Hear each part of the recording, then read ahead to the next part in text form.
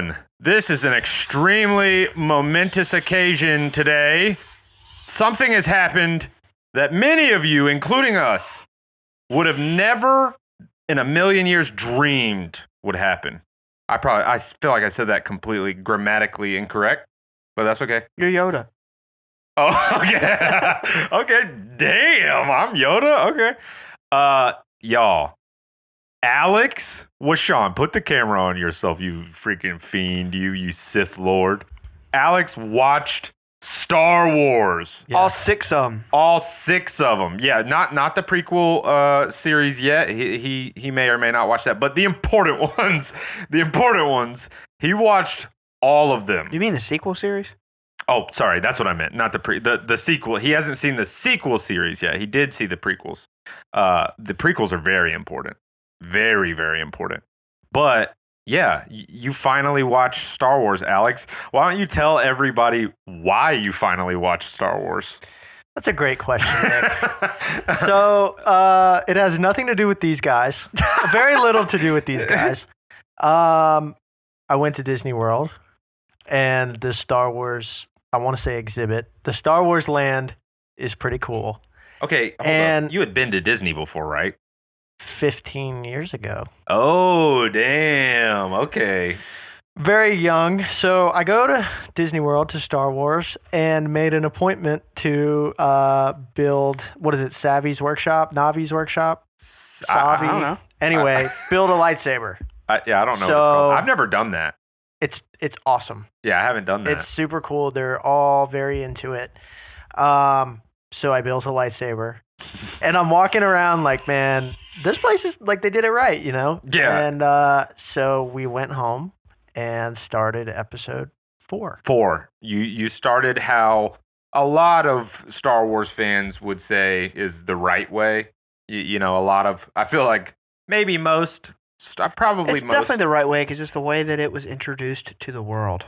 Exactly. It was, yeah, exactly. That's kind of, I feel like that's the way. If you've never seen Star Wars before, this is the way. Which I would be surprised if you're watching this show and you've never seen Star Wars. But if you haven't, yeah, you gotta start 4, 5, 6, and then 1, 2, and 3. So it's funny that Star Wars is probably the most referenced like fiction on this show ever. And no matter it's like the most referenced fiction ever.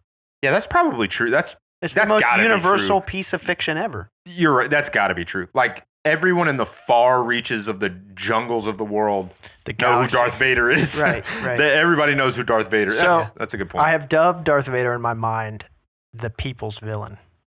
And we'll get into that. I want to hear about that. I have a thing for villains in general. I think like the writing for villains is often the most interesting. It's often more interesting than like the writing for the heroes, you know?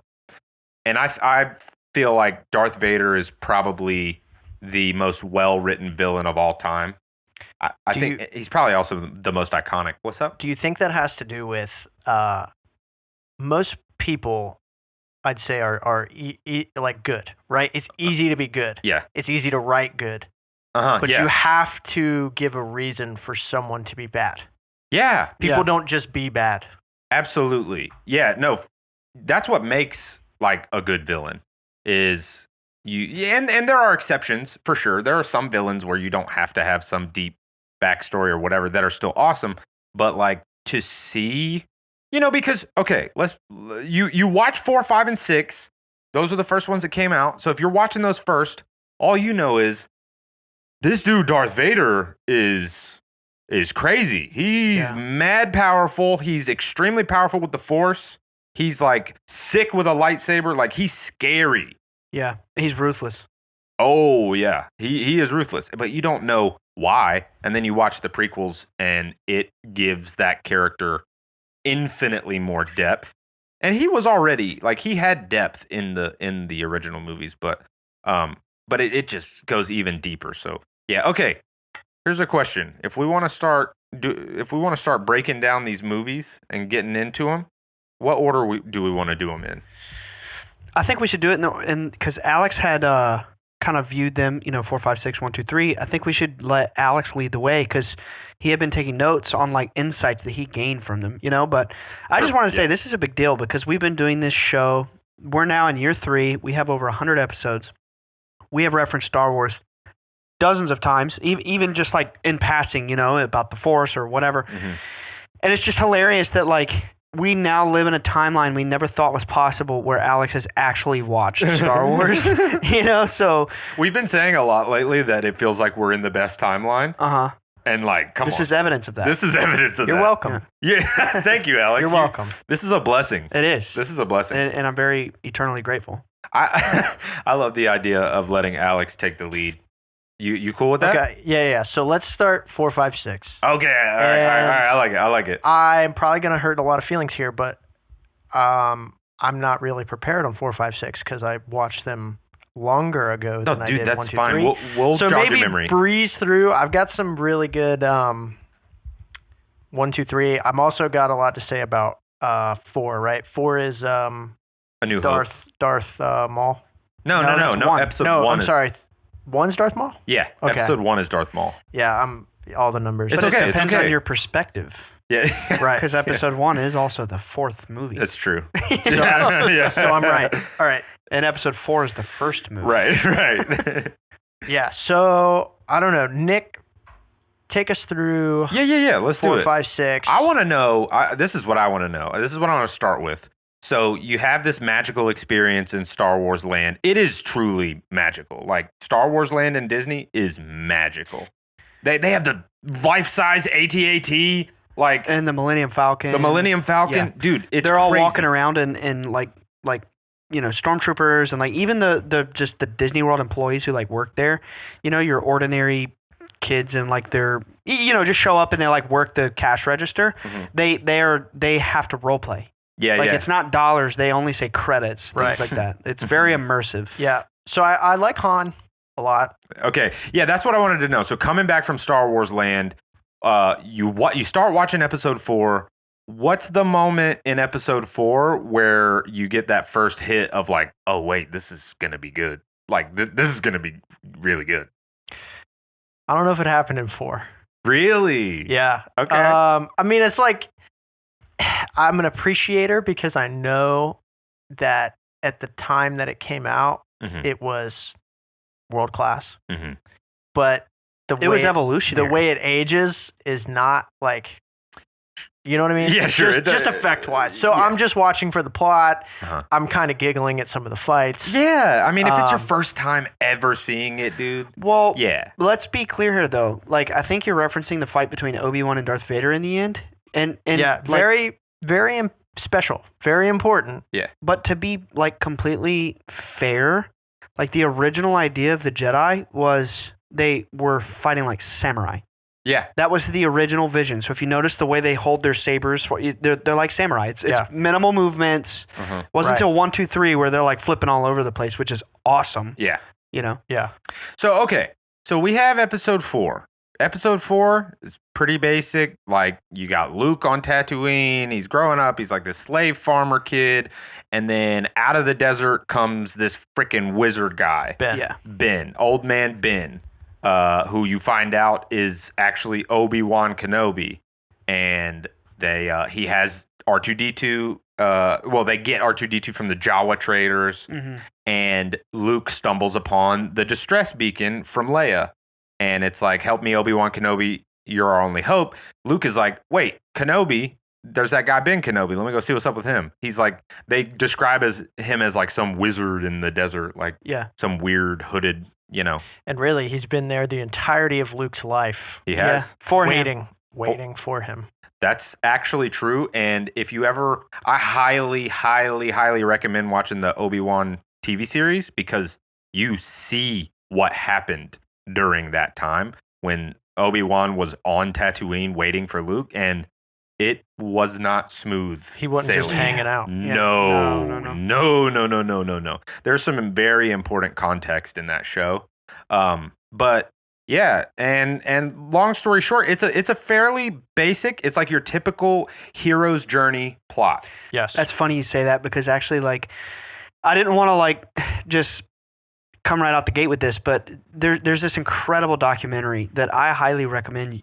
Eventually, you should watch it. Oh, Alex. Empire of Dreams? Empire of Dreams. Yeah.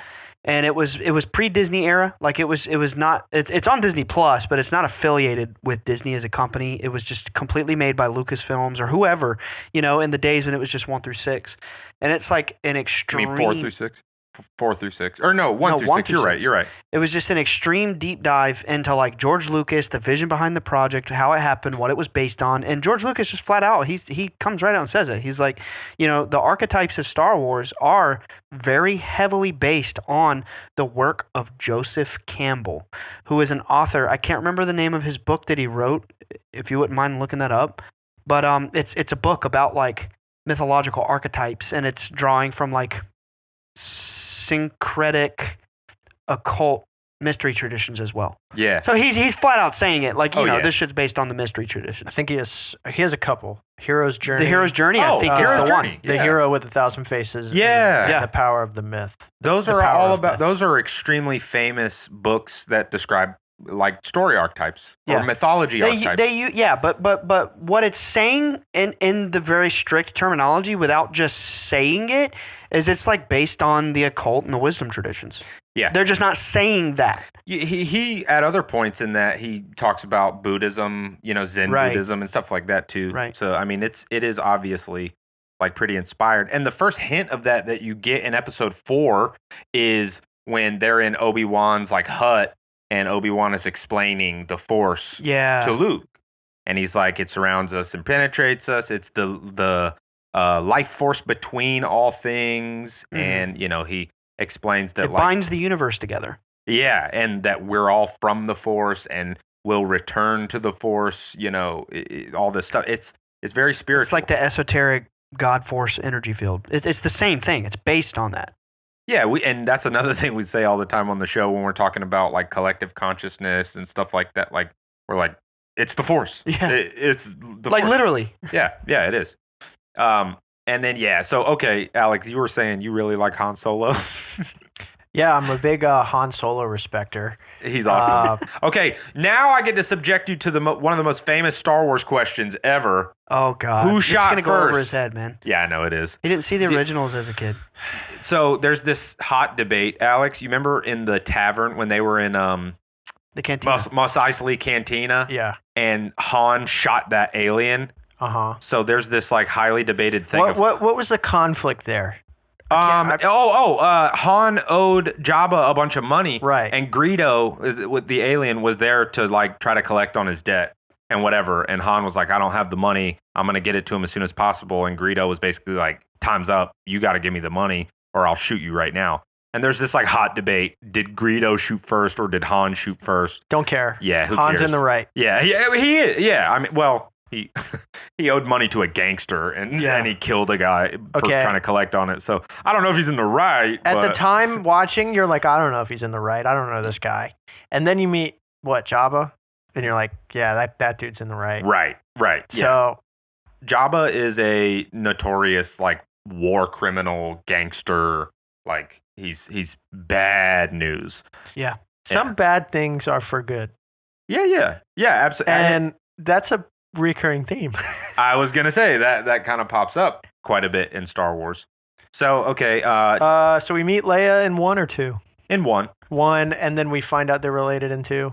Yeah, But there's a little the end of teaser 2. because she feels they're connected by the Force. No, you don't find out they're related until the 6th movie. You're right. You're right. Yeah, you find out that Darth Vader is Luke's father in the right. 5th one. So I'm thinking in the 5th, Mm-hmm. they have some sort of telepathic communication. He's in trouble, she's in trouble kind of thing. Yes. And that's through the Force. Yes. And if you're paying attention here, you go, oh, he's got it and she's got it. Mm-hmm. They must be related.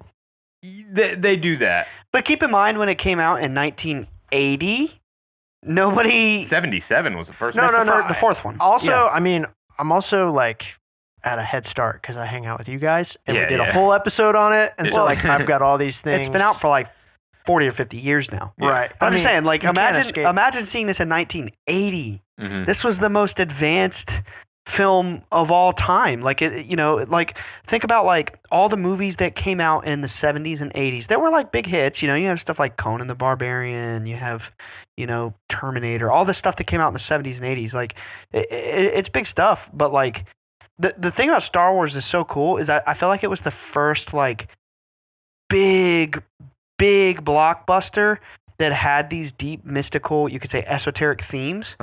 That like I don't know, man. It just blew the mind of humanity. Yeah, like it rocked the world. Yeah, that was a movie where, and like even to this day, like sci-fi movies are kind of niche. Like not everybody likes sci-fi movies. It's fading. It's much bigger, now than it was back then. But dude, imagine the late 70s. Like sci-fi was incredibly niche, but this movie came out and everyone on the planet saw it. Yeah. Everybody was like, I don't care if it's sci-fi, look at it. It's incredible. Right, right. Well, I'm gonna go see that, And yeah, you're totally right. It that probably evolved human consciousness when Star Wars came out. Absolutely. It probably did. It revealed a lot. It didn't come out and say it, but it revealed so much rich esoteric wisdom that I think that's like part of the reason. There was already Star Trek. Right. In the 60s and beyond. And, like sci-fi is this or that. Like, it's not super popular today. I mean, really, like, trending in pop culture, it's superhero stuff, anime. Like, sci-fi is not really like what it was. But, like, what sets Star Wars apart is we're talking about space wizards with laser swords here. Yeah. With magic and psychic powers. It's like fantasy in space. Fantasy. Yeah. Yeah. It's what is spiritual. it? Hokey religions and ancient technology. Yeah, exactly. Yeah. Exactly. That's And a good blaster at your side. Yeah. Yeah. Yeah, that's what it is. It hit something that nothing had hit at that point. Yeah. The one of the cool things about episode 4 too is like it does dip your toes into the mystical stuff for sure, but it doesn't go real hard until episode 5. Episode 5, they just threw caution to the wind and were like, we're dropping all the mystical bombs on this one. But I mean, episode 4, like I said, for the most part, it's pretty straightforward. One of the big, like, mystical, esoteric, occult, whatever you want to call it, like, significant moments that happen in episode 4 is when Obi-Wan and Darth Vader fought. Right. And, you see Obi-Wan have this, like, premonition or this thought or feeling or something, and he just, like, holds his lightsaber still and lets Darth Vader strike him down. And he says something. Oh, he told Darth Vader, strike me down and I shall become more powerful than you could ever imagine. Yeah. And then he lets him kill him because he can tell that Darth Vader is still bent on killing him because, he wants to exact his revenge on Obi-Wan. And I think there's something to be said too about Luke and Luke's limited time with his master. And how powerful Luke became and what he did, having a fraction of the master time that the people before him did, which says a lot about his lineage. Absolutely, it does. Before Disney bought Star Wars, again, this is old inside baseball of like literally everybody else in the world who liked Star Wars back then, like you just weren't there for this kind of stuff. You weren't part of the elite, like everyday person of the world who watched Star Wars before they were like 25. You know what I mean? But I'm 24, so oh shoot, there you go. Oh yeah, you'll be 25 this month. He'll be next week. He'll be 25. Dang. Yeah, or the week after. But happy early birthday, like, Alex. Jokes aside, just sarcasm aside, George Lucas came out and he was like, Luke Skywalker is the strongest Jedi who has ever lived. That was his idea of Luke. Was like, even though, Anakin was the chosen one who would balance the Force, Luke was like the Jedi with the strongest potential of all, like, ever. And then, of course, Disney gets involved and they have a different idea. You just said that, right?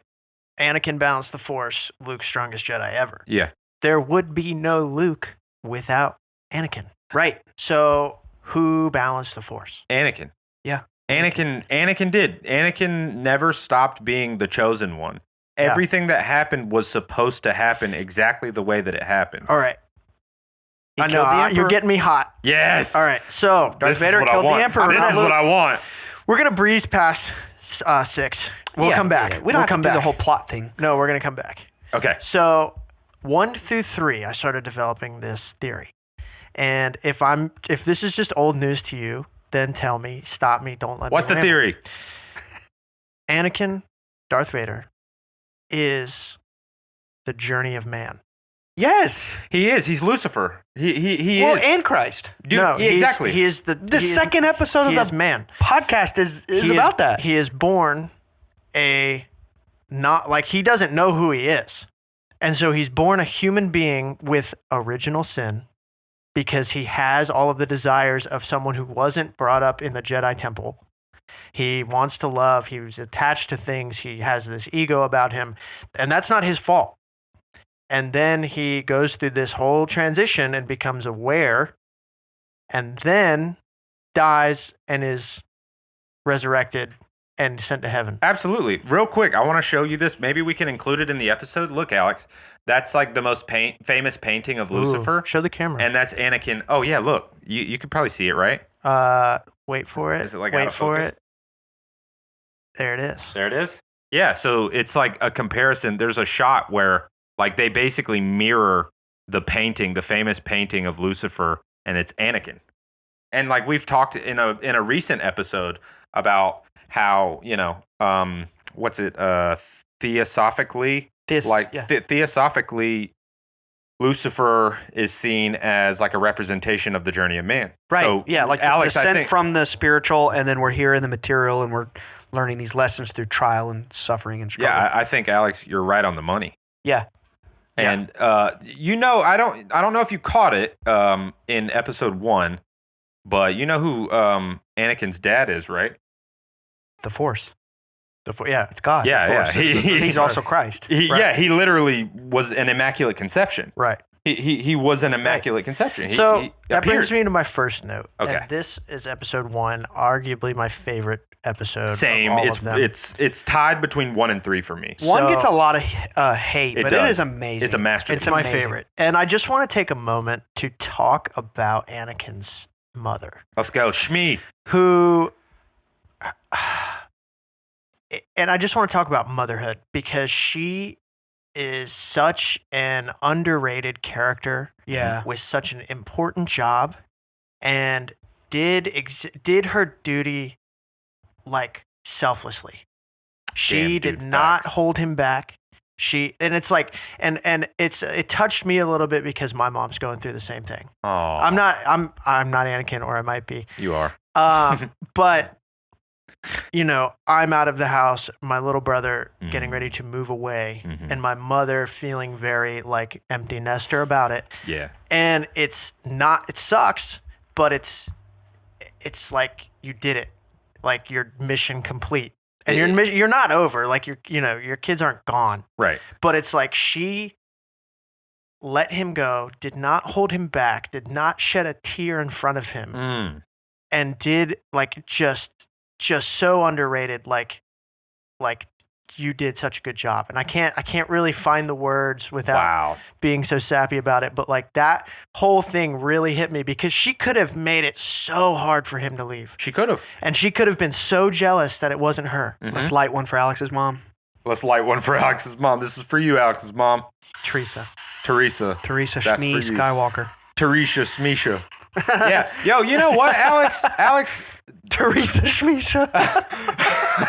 Alex, I have to admit, I didn't think you would say anything that like didn't occur to me already, and that might sound like pompous or whatever, but it's not like that. Well, you've seen the movies 100 times. I have. He's seen them and, once. so- And you know what, man? I've never like given Shmi time. I've never given time and Right. been like, oh damn, like she really she's goes a hard as hell. bad And ass I mean, mom. think even before he left. I mean, she recognized his talents. Yeah. She gave him Support. the support and the free range to go and explore his abilities. She could have stopped him from pod racing. Yeah. Her rapport with Qui-Gon was amazing, Dude, too. oh my God. And you know what it was? It was her faith. She was talking to Qui-Gon and she was like, there was no father. She said, there was no father. I had him. I know he's meant for greatness. Right. I know he's meant for great things.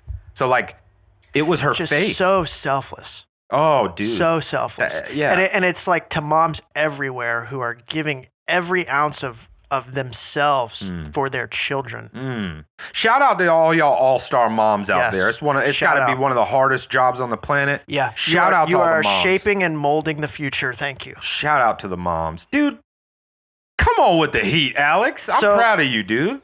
All right. Yeah, you want to shift gears a little bit? Get a little bit more Star Wars? But real quick, did it so I never had that deep emotional connection to Shmi. So did it fuck you up when she died? I felt like Anakin. Yeah. I would have done the exact same thing and more. Probably my favorite part of 6 movies is when he comes out of that tent and just cuts the head off of those, what are their names? Tusken Raiders. Yeah.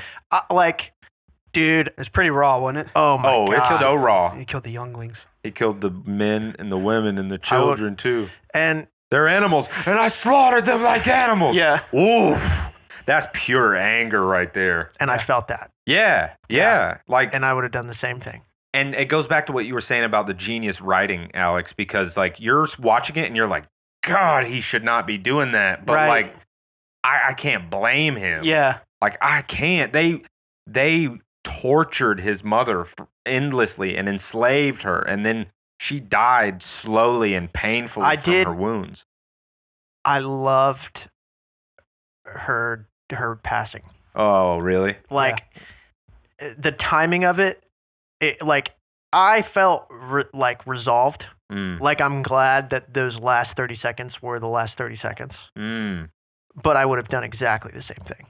Yeah, and I would have found more Tusken Raiders to continue on going. What did she say to him?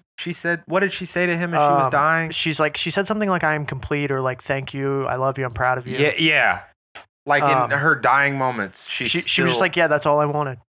Just to see you again. Oh, yeah, she's like, you came back. You came back. And he you told came her back he would. for me. He told her he would. Yeah, exactly. He's like, I told you I would, Mom. Oh. Well, I just keep thinking, we all watched the third movie together last night, and I keep thinking about, how when he was having the premonitions about Padme dying, and he was like, I won't lose you, I lost my mother. Mm-hmm. It was the trauma of his mother, pushed him. Yeah. It was integral to his being. And I started thinking about this last night after the movie, is this destiny thing. Mm-hmm. And he has these dreams about Padme. And that's the main driver to the dark side. Mm-hmm. It's fear, attachment to her.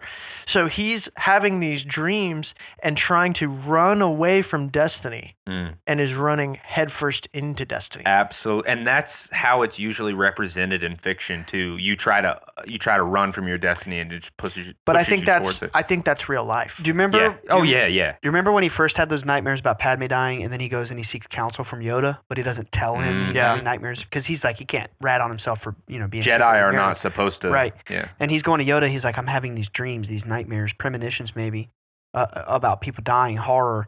And Yoda says, death is a natural part of life. Rejoice for those around you who transform into the Force.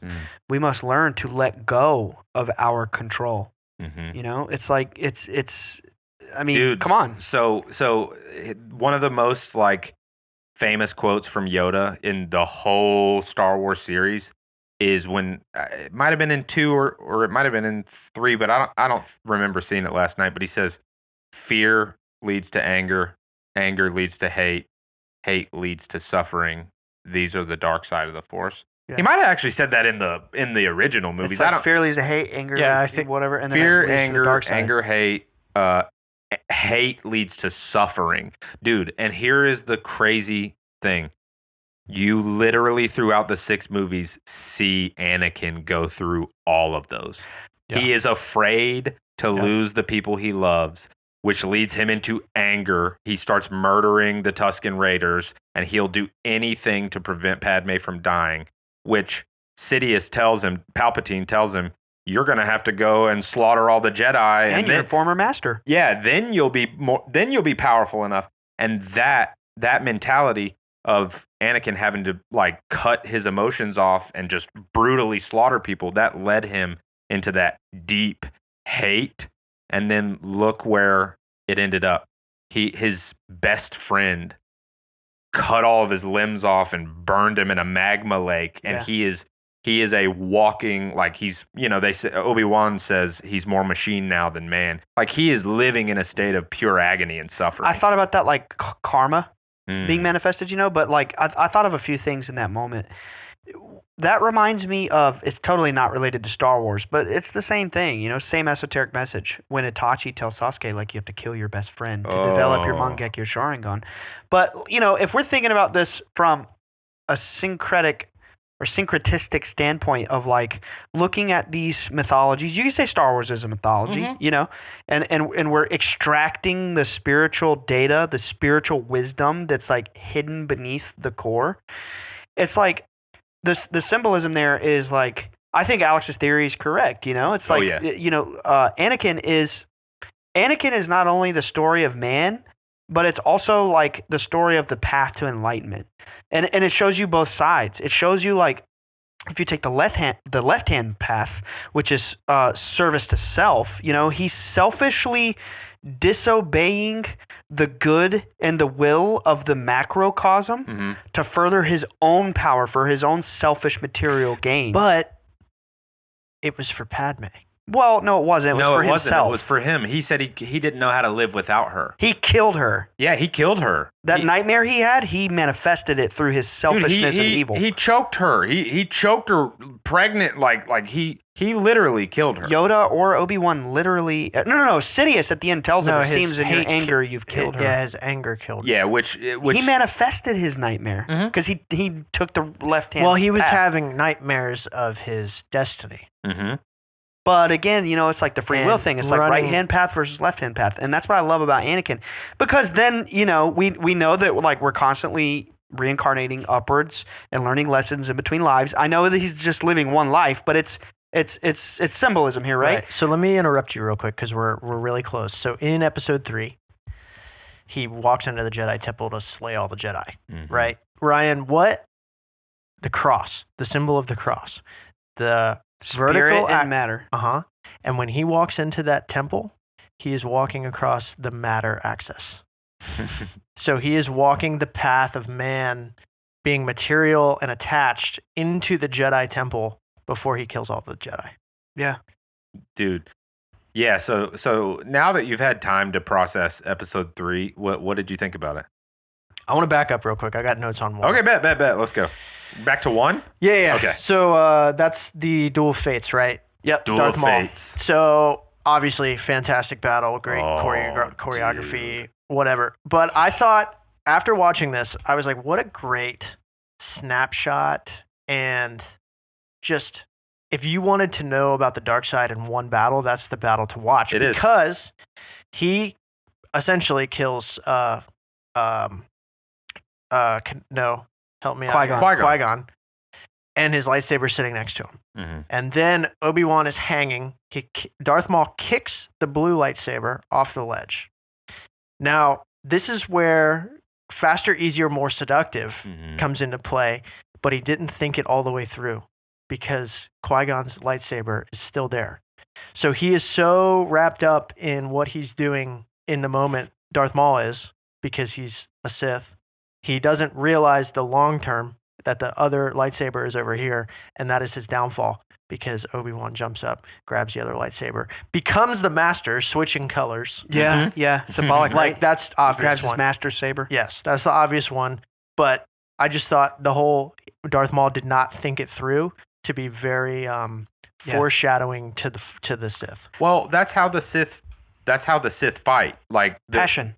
Exactly. They look inward, they react with passion. They exalt their emotions. It's their it's their driving force is their emotions. They're not processing as well as the Jedi. That's illustrated with in the third movie when Lord Sidious starts fighting. He's like, he's like geeking out. He's loving it. He's like licking his lips. Yeah. It's emphasizing his lust, his kind of like not to be inappropriate, but kind of like orgasmic. Desire to slaughter these Jedi. He has like bloodlust. He's giggling and like it's really really creepy. But the amazing thing is the Jedi. The way that they fight is they literally just let go of everything, and they let the Force guide their blade. I mean, look at Luke. His first training with a lightsaber blindfolded him, and you have Use to your feel feelings. it. You got to feel the Force. You have to feel where the Force is trying to guide you. Before we get too far, I wanted to bring something to Alex's attention that he might not have like clicked on his first watch through. So in episode 4, right? Obi-Wan and Darth Vader are fighting, and you see this moment. It's not explicit. It doesn't say it out loud, but you can gather the context here from all 6 movies. The Jedi that are powerful enough in the Force, they can sense the future. I mean, you saw it last night in the 3rd movie. Mace Windu's like, I sense a plot from the Sith to destroy the Jedi. Yoda's like, I sense this.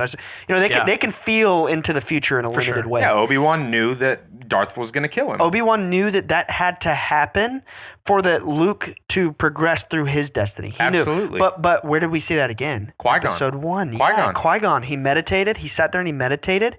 And he allowed Darth Maul to strike him down because exactly mirroring, Obi-Wan repeated the same fate that his master repeated for him. Yeah. And both times, like they knew, like, my death will be a sacrifice for my pupil to become the master and fulfill the destiny. Right. Yeah. It's very subtly done in self-sacrifice. Yeah. It's subtly done in episode 1, but if you watch when Qui-Gon is fighting Darth Maul right before he gets stabbed in the gut, he stops for a second. He pauses and he makes a face like, oh. He like fully realizes in that moment, like, okay, here it is. I have to let myself die. Right. And the Sith process of that is the inversion.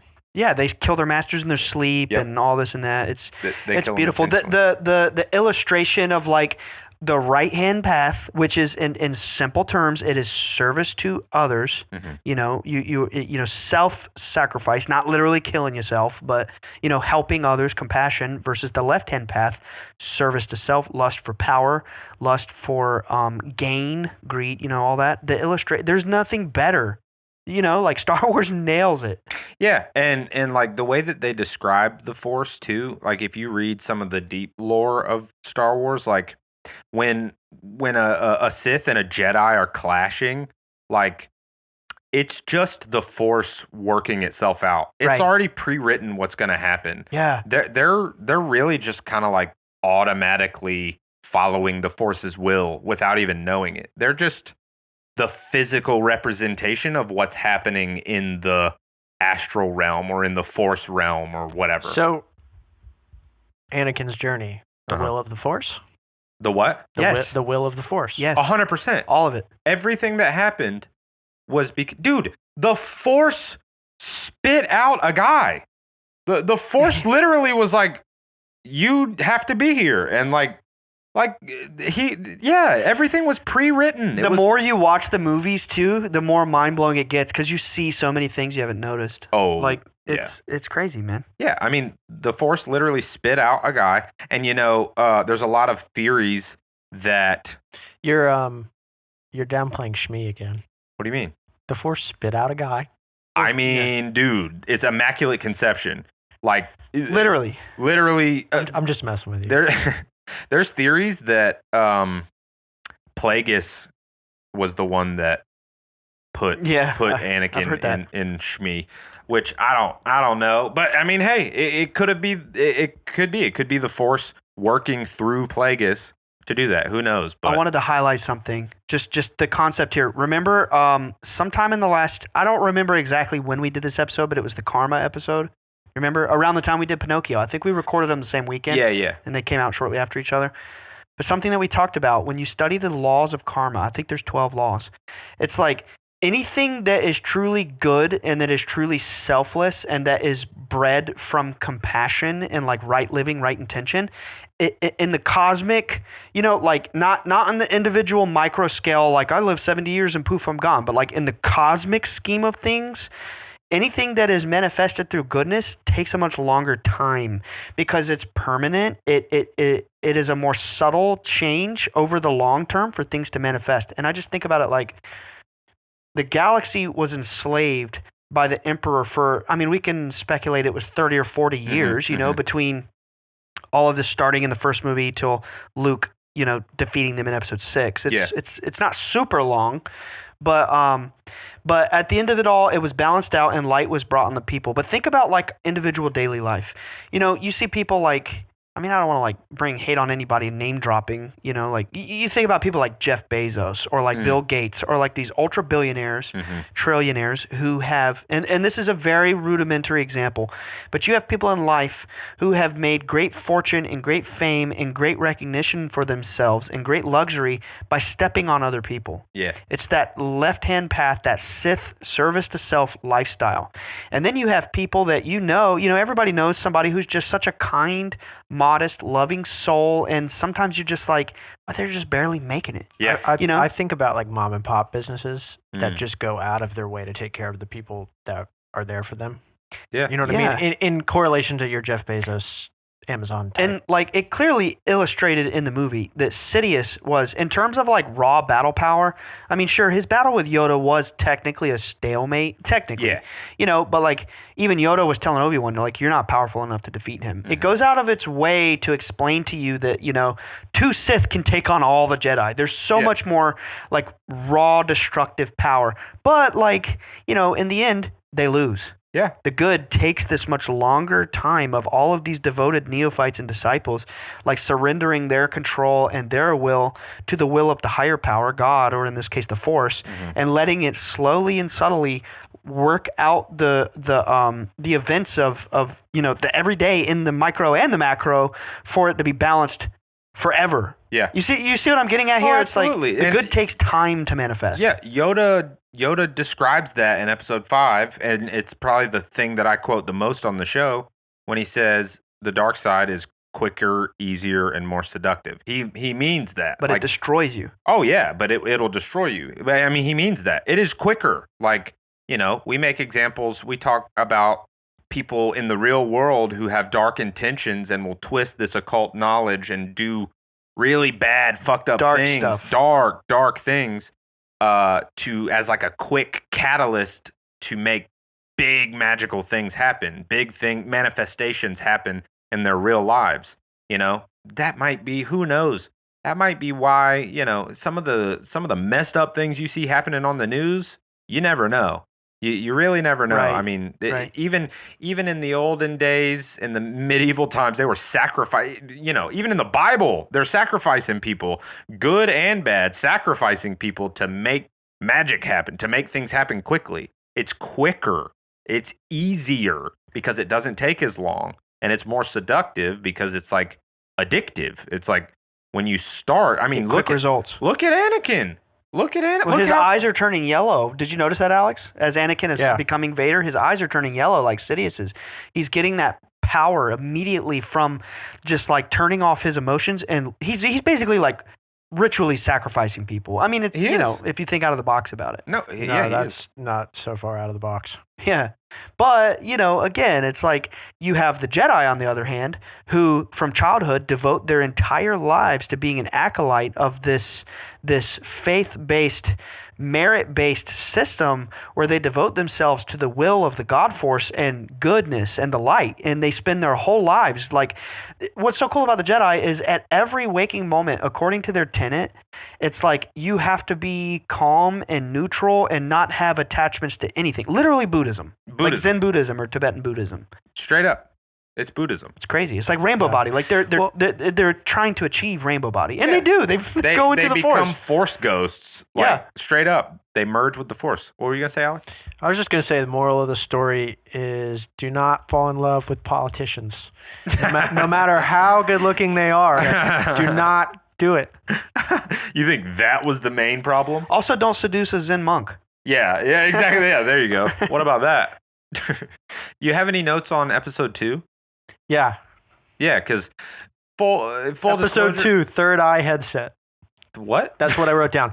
When Obi-Wan's in the cruiser, the headset that they wear right while they're in the ship flying, I don't remember this part. Touches their third eye, and then it goes down to their.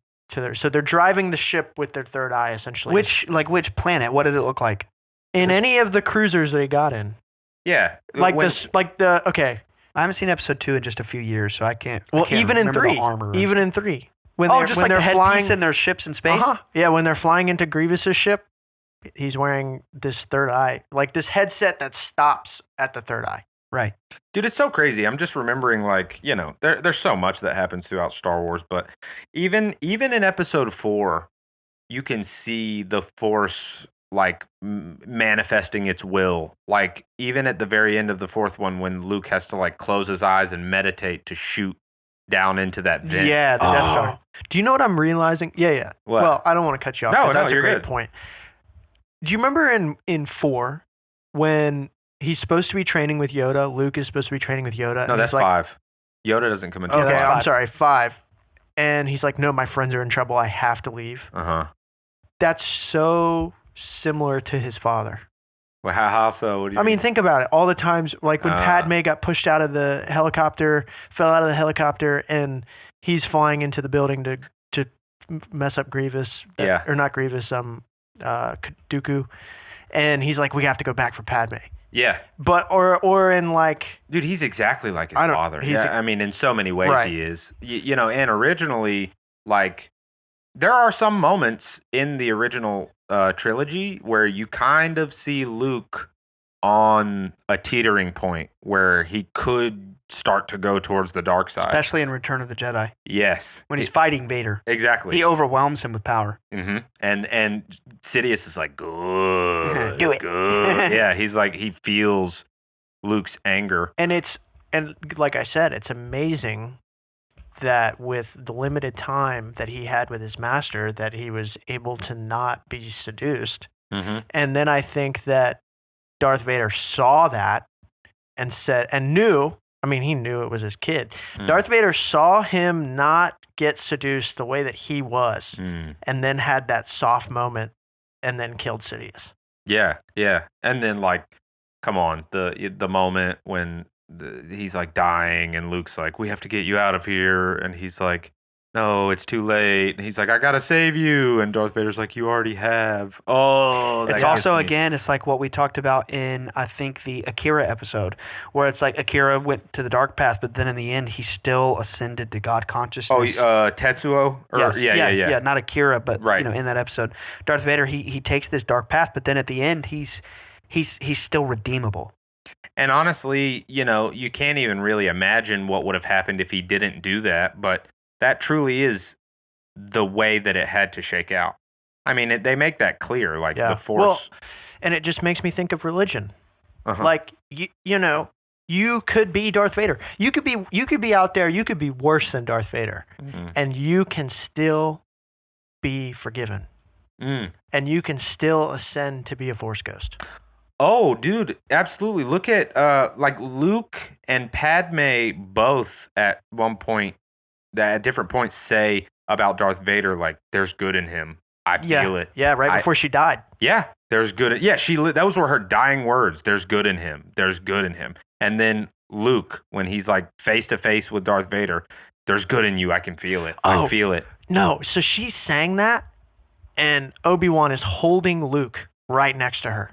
Oh, shit. And I'm thinking, Right. oh my God. Damn. Like he is absorbing that information even though he's an infant child. Shit. Well, he feels it through the Force. Well, yeah. Right, but like, it's pretty crazy. It's so poetic. It's symbolic. It's poetic. There are a lot of moments like that in Star Wars. I want to remind you guys, we talked about this in episode 2 of the podcast. I'm talking like 2 years ago, episode 2. Yeah. Now, this is speculation, but in Kabbalah, there's the 10 Sephirot, or there's the 9 Sephirot and then the 10th, which is like supposedly the convergence of all realities. In Kabbalah, the 10th Sephirot is Da'ath, D-A-A-T-H, which is the Hebrew word for knowledge or gnosis. It's the special kind of knowledge that is unique to the consciousness. So it's like, imagine it being like passing through the metaphysical doorway where the mystical, invisible knowledge is received.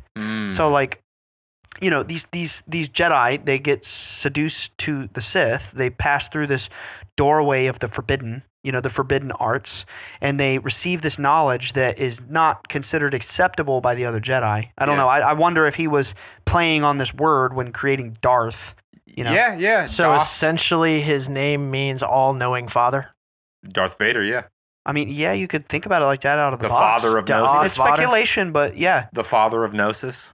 Like, which is like low-key some Lucifer type shit. Like, I mean, yeah. like, it's pretty crazy. There's it's one of those stories that like you could look at it from 10 different angles and get 10 different like rich spiritual meanings from it. Right. Like it's just packed to the brim with allegory. I also think of Anakin's descent into Darth Vader as being like the symbolic dark night of the soul that we all experience when we are awakening. Because it's like shadow work. Like when we awaken to a higher reality, when we reach a state of vibration and gnosis where we are like existentially aware that we are an immortal light being, it's kind of like it's heavy at first. You know, because we come face to face with our shadow side, our traumas. I mean, it's not easy to awaken. No, and I think Darth Vader is like very symbolic of that. The dark night of the soul. Yeah, well, I mean, imagine he you know, since he was 10 years old, he found out about the Jedi and he just wants to be a Jedi, and he's been training to control his emotions and to not feel things and not be attached and none of that stuff. And then suddenly he like starts developing feelings on his own, and he's having this internal struggle between like the path of enlightenment, the spiritual path, and the matter path. He's like power, and he's like, it feels good to be attached to these things, but I'm not supposed to be attached to these things because I want to be a great Jedi. But it's seductive because it feels good. Yeah. It feels good in the moment. You know, Anakin is feeling like very disrespected or like shirked by the Jedi Council. Like he doesn't matter to them. He's not important to them. Well, they did a good job making him feel that way. They did, yeah. Yeah, but they were right, weren't they? They were right. They were right the whole time. They were. They could feel it the whole time. They kept saying, I have a sense of plot. Something about him's not right. They were right. He's not ready.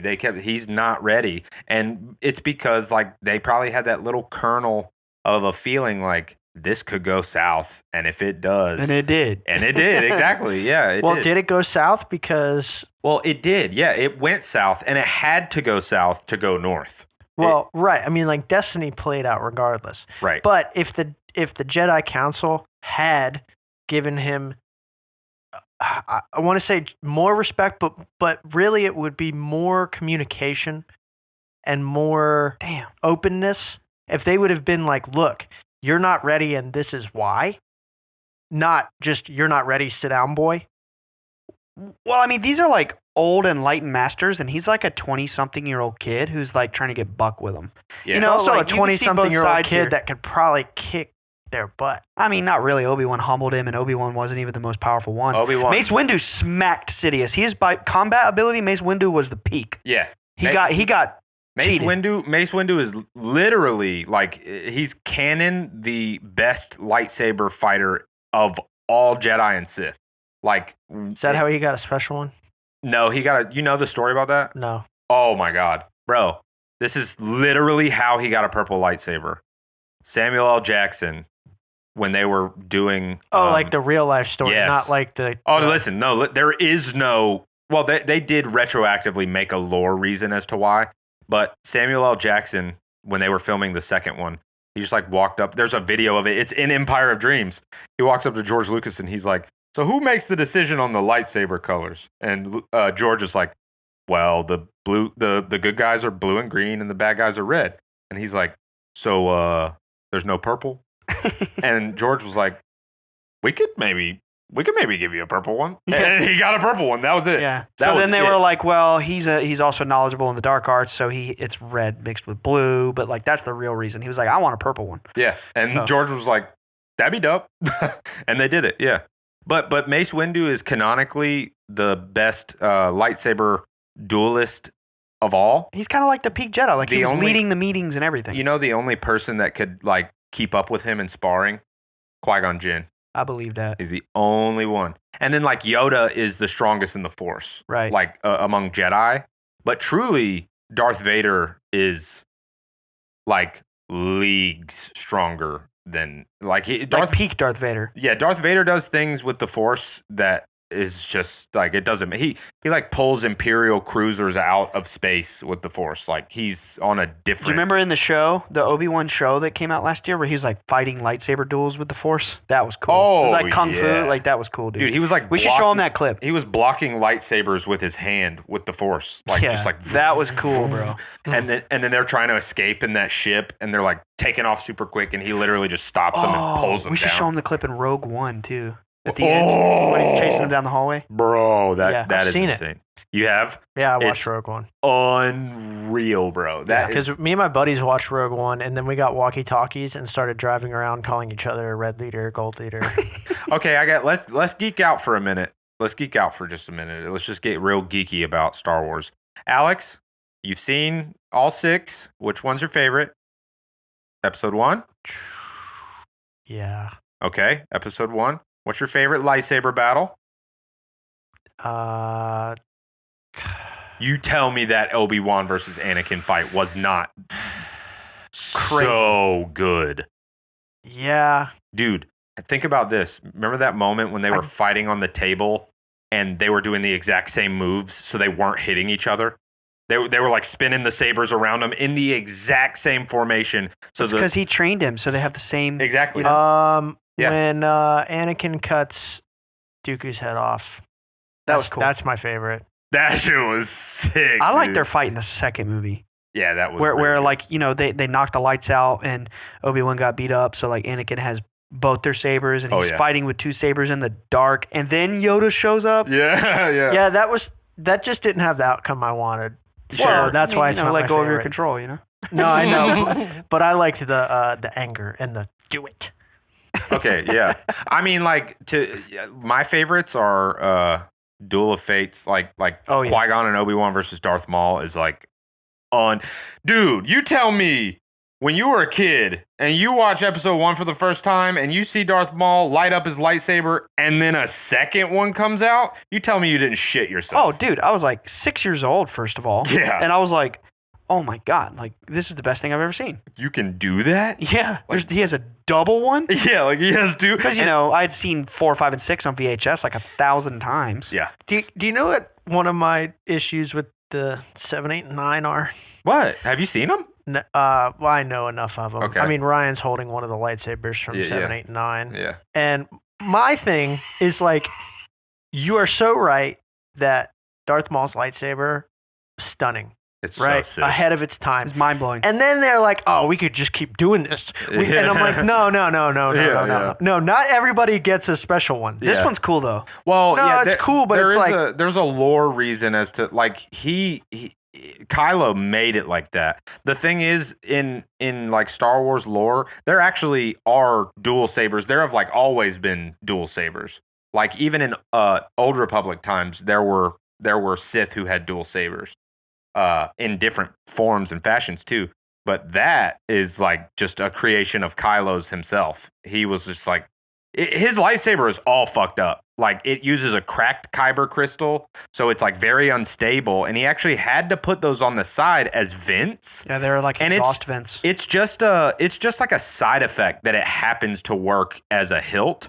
He put those on there because he uses a cracked kyber crystal, and he had to vent it. It's kind of crazy. Like 7, 8, and 9 I like them a lot. I'm wearing a Force Awakens shirt right now. All right, geeking out. Yes. Ryan, what's your favorite lightsaber? Ooh. Oh, it's either Luke's green one or Obi-Wan's. Yo. Or Qui-Gon's. I like the hilt. Oh yeah, Qui-Gon's is really cool. I love Count Dooku's. I was gonna say that. Yeah, it's cool. Count Dooku's. His hilt is tight. It's like that curve, like that yeah. crazy. And when he ignites it, he like does it like down, like he goes like pew, and like dude, it's so sick. Yeah, Count Dooku is epic. I also like Yoda's little dainty one. Oh yeah, he uses a youngling's training saber. Like he literally, I mean, he eventually had one crafted for himself, but it is a youngling-sized lightsaber. I ripped this quote last night when we were watching the movie. I just thought it was so cool in terms of like magical knowledge. Sidious, when he was seducing Anakin at that play where they're having that private conversation in secret, he said, "If one is to understand the great mystery, one must understand and study all of its aspects. He was trying to seduce him to study the dark side. He's not wrong. But the great mystery. I mean, literally, like in the dialogue, they are talking in esoteric. I think of like being in the Renaissance era.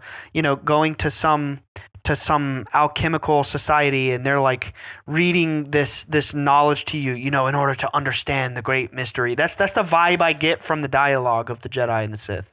For sure. And Alex, you might not know this because it never really explicitly says it in the movie. It talks about it in the books and stuff. But Qui-Gon is what's considered a gray Jedi.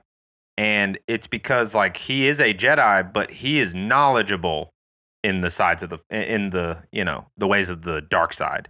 And Which it's interesting that he was the first one to become a Force ghost. And then his Padawan becomes a Force ghost. And then his Padawan becomes a Force ghost. Yeah. And then his son becomes a Force ghost. Spoiler alert. Yeah. But Luke becomes a Force ghost. Strange how that works.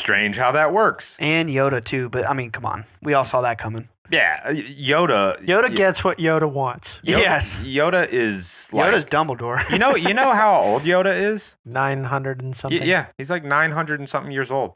Their aging thing is crazy because like Grogu in the show is like 50 and he can't even talk. He's still like a baby. We haven't even like talked about the quotes from Yoda that are just so mind-blowing, like luminous beings are we, not the we talked about some, but not that one. Luminous beings are we, not this crude matter. I think we hit that pretty hard in episode 2. But it is like one of the most important quotes because he's basically telling we're light beings of the Force, exactly, of the God Force. Yeah, he is telling Luke like you're not this crude matter, you're not this thing, you're light. Right. You're part of the Force, and you're going to return to the Force one day. Like rejoice for those around you who have transformed into the Force. Yeah, they are literally like dying and reaching enlightenment, becoming light beings. Like it's so Buddhist. It's so on the nose. Well, it's beyond. Buddhist is like esoteric. Sure, yeah. We're talking more like Tibetan Buddhist or like that's what I mean. Atlantean wisdom tradition, like the truth, Mm-hmm. Buddhism is like... I'm more talking about Zen Buddhism, which is the more esoteric. Like, those are the ones that when you ascend, you become a Buddha, which is one of those little orbs. They're literally like cherubs. There was something else I thought of a bit ago while we were having this conversation. It's like, if you think about it, Star Wars also could be interpreted as the story of Atlantis. Like, we had this precursor society back in episode 1, 2, and 3 where it's like this grand council of, thousands upon thousands of Jedi with this heightened spiritual knowledge on how to manipulate reality around them.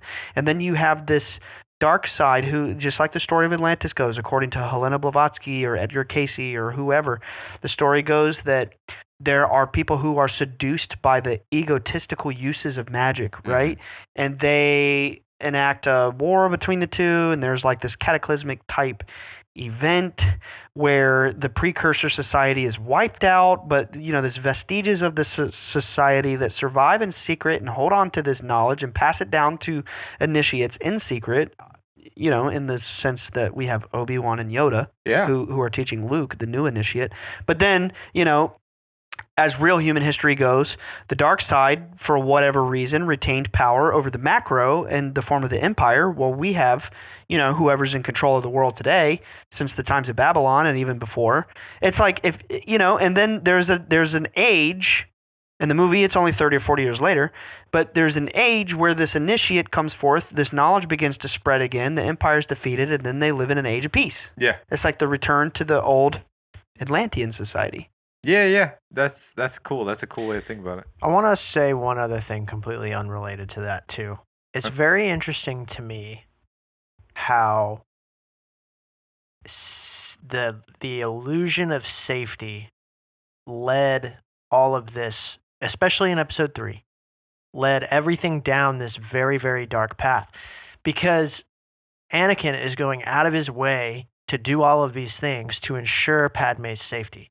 I mean, it's selfish, but it's like, she must be safe. She must be mine forever. And then the Republic is turning into a dictatorship because they're trying to keep everybody's safe. Well, it's the same. That's a great. That's the lie. Yeah, that's a fantastic point. But it's also, sorry to cut you off. No, you're It's fine. also like you have to step outside of safety to grow. You have to go stand up on your own and walk with your own 2 feet and grow I have a and perfect. be yourself. I have a perfect parallel to that. Think about the Jedi and the Sith. Like you think the whole time like the Jedi are the good guys, the Sith are the bad guys, and that's it. The Sith are evil or whatever. But like it's much more nuanced than that. And think about Luke. Like you just said, somebody eventually has to step outside and mix things up a little bit. What is it that ultimately led Luke to allowing Vader to fulfill his prophecy? It was his love and care for his father, which a Jedi is not supposed to have. A Jedi is not supposed to have feelings and emotions and attachments and stuff like that. Like, so the Sith look at the Jedi as these dogmatic robot dogs that have no emotion and they're just mindless and they're serving this like mindless purpose or whatever. And you know, the Jedi look at the Sith and they see these like over emotional, overzealous, like power hungry, whatever. But it is more nuanced than that. And that cycle didn't get broken until Luke showed up, learned the ways of the Force, learned the ways of the Jedi, but then said, but it is still important for me to care about my father. Like it is, I can have some attachment. That is the love and the compassion that the Jedi were maybe abusing or neglecting. Neglecting. Missing. Yeah, missing. Exactly. Because they have compassion to a certain extent. Like they do things selflessly, but they're very... But sorry. No. They do things so like when Padme fell out of the helicopter, that is the perfect example. Exactly. Because it's like, no, we must remain on the mission, but it also would have been really nice to rescue her. Yeah. Like it would have been selfless to rescue her, and it would have also been selfless to go and try to destroy Dooku. So you are then making the conscious decision to put the mission over the feelings. And it's amazing because Anakin was struggling with the same thing. He was struggling with the same, like, getting no help. No help at all. And he was like, I'm supposed to be a Jedi, but I feel like I need to be caring about this stuff too. He just let his resentment, his fear, his anger get the better of him, and he went all the way into the deep end with it, all the way to the dark. Whereas Luke saw what his father became. He saw the example of the thing that he did not want to be, which it's interesting. It's a parallel to generational trauma. A lot of us grow up with, well, I don't say us. I don't have a fucked up dad. I love you, Dad. You're the best. But, you know, sometimes you have a father and they are not always an example of what you think a good father should be, or an example, like a good positive role model. Luke saw his father as the thing he did not want to become, and he saw his shortcomings. He felt the good in Vader. He felt his intentions, and he made the connection of where Vader fell short. So he was able to find the right balance. Yeah, to say, it's like the new way, like letting go of the old dogma and going forward with the knowledge, but also like, you know, still having the compassion for his fellow person. Yeah, I love so that cool. father analogy too, because it's like, I don't think anyone has a perfect father. Nobody, no. Especially, Well, except for Anakin. We've talked about it a lot. That's true. That's true. We've talked about it a lot. And it's like, if you if you just be a little bit better, if you be everything your dad is and a little bit better, then you're doing good. Absolutely. Yeah. You know what I mean? Like if you learn from the wrongs. Yes. And Luke learned from the wrongs. Right. He was having the same internal struggle as his father, and he knew that. He recognized that. He knew that that's what led Anakin to the dark side. And so all he had to do was make one little course correction, one little thing. Anakin did all the groundwork for him. It was supposed to happen. Right. That's why it was supposed to happen. So that when Luke finally came around, he had an example of what not to be and how not to slip into that seductive dark side path. And everything became balanced. Really Everything really became cool balanced. ritual symbolism. When you look at like ancient mystery traditions that would have rituals, that are like reenactments of the great mystery, they have colors, and it's usually white, red, and black. And white is the color you usually see it on, like, you think about it in modern recognizable terms. Who wears white? A bride, right? It's the symbolism of purity or innocence. But in ritual symbolism, it's like you're pure. You are ignorant to the knowledge of the great mystery. So when neophytes would appear, I've been through a fraternity ritual, which was like silly. I was 18 years old. I didn't know what I was getting into. They wear those white togas, you always see it. When people enter into these mystery systems, you wear white. It's innocence. It's purity. And then there's red. You see like red robes would symbolize like descending into the mystery. It's often depicted as like the blood spilled from sacrifice, but it's symbolic of like doing the work, the transformation. It could be the fire, the alchemical fire that's transforming you. But then also in this ritual color symbology, you have the color black, which is usually worn by the initiated master. You see depictions of, you can go look up old photographs depicting the mystery rituals where the ones dispensing the mystery wear black robes. Even in my fraternity, which was modeled on Freemasons, it's like that. And it's funny because in episode 4, Luke is wearing white. He's this innocent little kid. And then in Return of the Jedi, motherfucker rolls up in a all black suit, murdered out, all black, head to toe, murdered out, and he's the master. It's the return of the Jedi master. Return of the Mac. It's, I mean, it's just cool. Have we talked about my white shirts ever on the show? No. So if you guys notice, you guys change. We record 3 in one day, and you guys change between each episode to give some sort of illusion. So I said, I'm not going to pack 3 shirts every time we come record. So I'm just going to wear white shirts every time, except for one time. And if you can find that episode, and if you comment which episode it is, I'll like give you a high five or something. So I wear white every show. And wearing white allows you to give off your vibration easier, but also receive vibrations. You are receptive to energy. So if you walk in a room and everybody's happy and you're wearing white, you are like, it's easier for you to accept that energy. Same thing with if they're feeling bad, which is why you wear black to a funeral, because black guards your own. You are not accepting other people's energy wearing black. You are guarding your energy. Wow. Whereas white is passive when it comes to energy and being around people. So basically you're saying you're like a pure little dumb idiot that doesn't know the ways of the mystery traditions. Yes. I'm kidding. Which is why I show up every week polos. And I take notes. Yes. That's cool though, and right? You do a fantastic freaking job, you beautiful man. You'll notice in a lot of movies that have like mythological symbolism, the person is like wearing white. By the end, they're wearing black. Yeah. Totally. It's cool. Even in bro, when we first see Anakin, he's wearing his like little dirty white clothes. Yeah. And then in episode 3, he's all he's Darth Vader. Right. He's all black. I love that kid. Anakin? I love that kid. Yeah. Do you know the true story behind that kid? Did we not watch it? It's very sad. No, the kid, the actor. not the character. The actor? It's very sad. It's terrible. He got like unrelentingly bullied and harassed. You're a terrible actor. That movie sucked. Like going to school and like, dude, it's there. You should look it up. He has it like ruined his life. Well, and it could have been as a result of this or not, but since then he's like been diagnosed with schizophrenia. No. And and even he has said in interviews like, I think it was really traumatic for me, and it messed something up like in my head.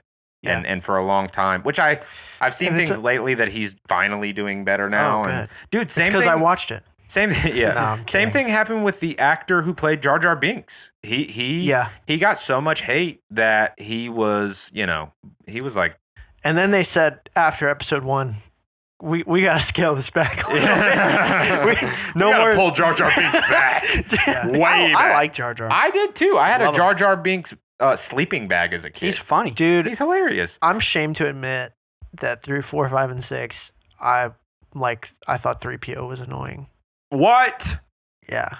You wash your mouth out with that's soap. a cold take. He's just a nerd, man. Like he's just like scared of everything. He knows billions of languages. But isn't that like a real personality that could like potentially exist in a group of people? I want to back. Right? I want to back myself up. Isn't that a real kind of person? I'm gonna back myself up.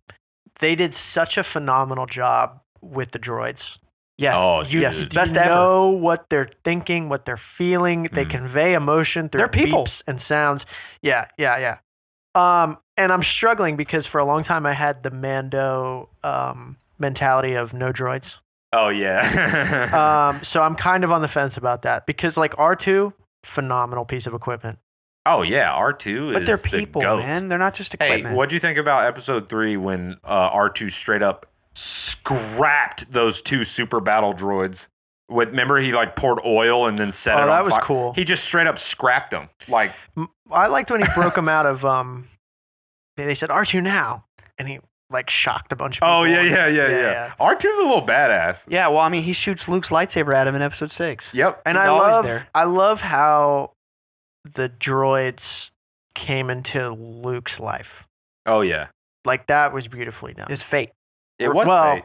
Yeah. Destiny. It was Destiny is fate. Fate is when you come face to face with your destiny in that moment. yeah. Like it would be Okay. fate that, you know, it's my destiny to do X, Y, Z, but fate is when I step off the train and so is right there face to face with me, helping me fulfill my A destiny. square is They're a the same thing. They rectangle. go hand in hand.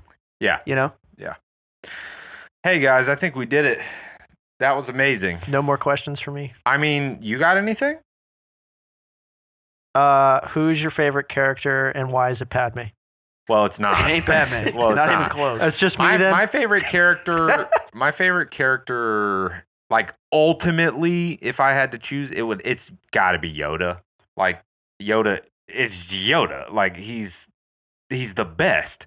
But also like I said earlier, Darth Vader is legitimately the best written villain of all time. The so- people's villain. I love Anakin and I love watching Anakin, but like when Darth Vader's in that full suit, bruh, and it's James Earl Jones talking. Yeah. That's Mufasa, by the way, Yeah, it's from The Mufasa. Lion King. It's dope. Oh yeah. Anyway, shout out to all the moms. You didn't ask Shout me out my to all the favorite moms. character. Who's You your didn't favorite answer. You're playing with your lightsaber. I've never been able to decide my entire life between Obi-Wan and Luke. It's Obi-Wan it's and one Luke. of those two. I can't commit. I you know? mean, they're both like truly incredible characters. Obi-Wan is right up there Yeah. for me. I mean, He's one of the best Jedi that ever lived. facts. Without him, it would have never And also, happened. let's get the record straight. Obi-Wan never lost a Never lost a battle fight. to Anakin. to And- anyone, really. Well, he lost a couple. like to in- Dooku in episode 2. Right, yeah. But he never lost to Anakin. When they fought in episode 4, he let him win. And hey, Alex, you watch that Obi-Wan show, you'll get to see him fight again. Yeah, You'll get to see them fight again. If you don't want to commit to 6 episodes or whatever, at least watch the fight. It's super. It good. is Super good. gut wrenching. Yeah, It is. It's amazing. I cried like a baby. They got Hayden I Christensen got- back just for that. They did. Yes. Yes, dude. My Yes. stunt double. Yeah. Your stunt double. And they even show flashbacks in it of him when he had like his Padawan braid. And it's Hayden Christensen. Mhm. I mean, he's older, Dude, but- and he's about to be in the Ahsoka show. Oh, that's cool. I think that just came out. I think it's out. That's yeah, cool. I was seeing ads for and it this morning. Hayden Christensen's in it. That's awesome. Yeah. Yeah. I'm so glad we got to do this. Me too, Yeah. dude. This was so awesome. And every single one of our listeners, I have a call to action for you now. I need you all to reach out to Alex through any forms. It could be the comments. It could be the comments. It could be anywhere. And tell him that next No. we're doing Lord of the Rings. Because Alex has never seen Lord of the That's not Rings. true. And we have to do this same thing with Lord of the Rings. So can't wait for that. You guys all look forward to it. It's gonna happen for Coming sure. soon next year or two. Yes. That's fine. Yes, that's fine. We'll wait. We will wait. We'll happily wait. Yo, those movies are hype. Alex has no clue. Dude, just like the raw masculine Bro. war between millions of troops Yeah. and like big badass muscle dudes with swords. Yeah. Like that is Alex. Yeah, I know. Alex is Lord of the Rings. Yeah. The cave trolls and the Yeah. dude, we're gonna do that. We're gonna do that. Thank you in Yeah. advance, Alex, for agreeing to it. All right, let's get out of here. May the force be with you all. May the force be And with you. remember, luminous beings are we. Not this crude matter. Ready? 3, 2, 1. Bye, Bye, guys. guys. Ah! Thank you so much for watching. If you want to see more, check out our other videos. And before you go, don't forget to subscribe. See you next week. Peace.